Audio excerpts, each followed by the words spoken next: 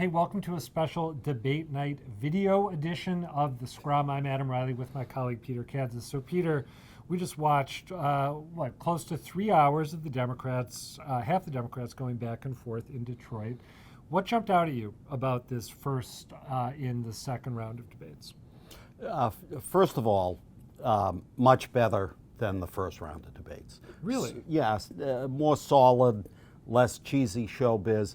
Also, the candidates weren't showboating; they were playing for Oh, that's keeps. interesting, because I thought, I think back to that first round, and I remember that moment with Kamala Harris and Joe Biden, and I didn't see a moment like that tonight, but maybe that just shows that you're more substantive than I am, and I'm looking for cheap thrills. I think that's what it is. But that wasn't showboating. The news, I think, is that Bernie is back. Medicare for All is comprehensive. It covers all health care needs for senior citizens. It will finally include dental care, hearing aids, and eyeglasses. But you don't know Second of all. You don't know that, Second Bernie. of all. We'll come to you in a second, I do know, Congressman. and I wrote the damn bill. The senator from Vermont, the socialist who's running as a Democrat, came off as sort of an empty suit, I thought, the last time, just spouting slogans. I mean, he was back on his game. Now, whether it'll make a difference or not is hard to say.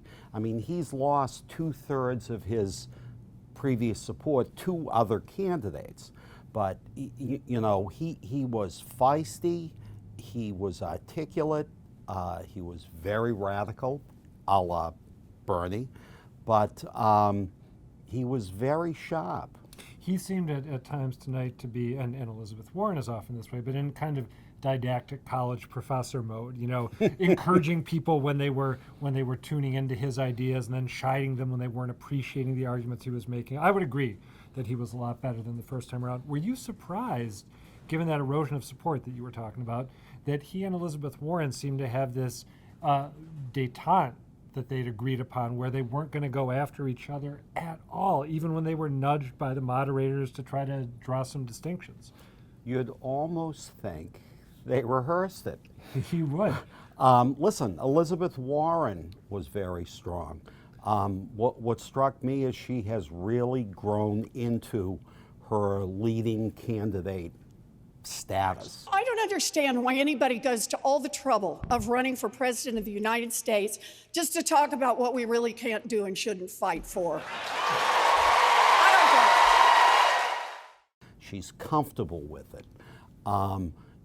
She's now a national political figure, and she's more than willing to accept that.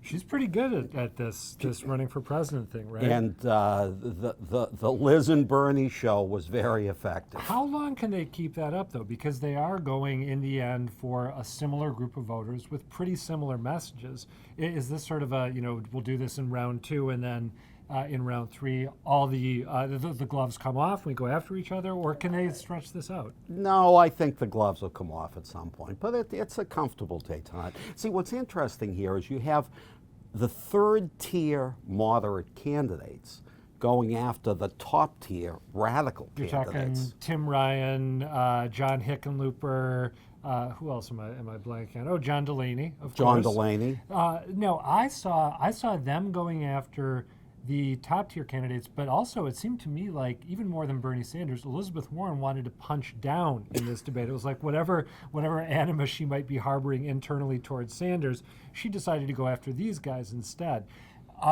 Do you think that, even though it's third tier versus top tier, does this suggest a deep and problematic divide in the Democratic Party? Oh, sure. Yeah. I think so. I mean, you've got the radicals leading on top and the moderates trailing. We'll see. I think this puts pressure on Joe Biden for the second debate to see, Oh, that's interesting. Yeah. Can Joe Biden be the champion of the moderates? What did you think of Pete Buttigieg? One of the things I was curious about going into tonight was I felt like he was sort of doing a mild Beto O'Rourke impression, fading a little bit after a ton of initial hype. It's not really fair to Buttigieg because I think he's sustained it a lot longer than O'Rourke did. It seemed to me like he had some good moments tonight. If it's true that if we embrace a far left agenda, they're going to say we're a bunch of crazy socialists. If we embrace a conservative agenda, you know what they're going to do? They're going to say we're a bunch of crazy socialists. So let's just stand up for the right policy, go out there and defend it. Don't worry about what the Republicans are going to say. He delivered the point much better than I just did. But then there were other moments where he seemed a little off. Is he kind of petering out? Is his star fading? I think he's hitting his natural level. I mean, he's a very articulate guy. I still think he's got a lot to learn. Yeah. I've never been as sold on Mayor Pete as many other people were. Last question for you after tonight. Who are we not going to hear from again when September rolls around? Well, I'm not sure the Hink is going to be around long.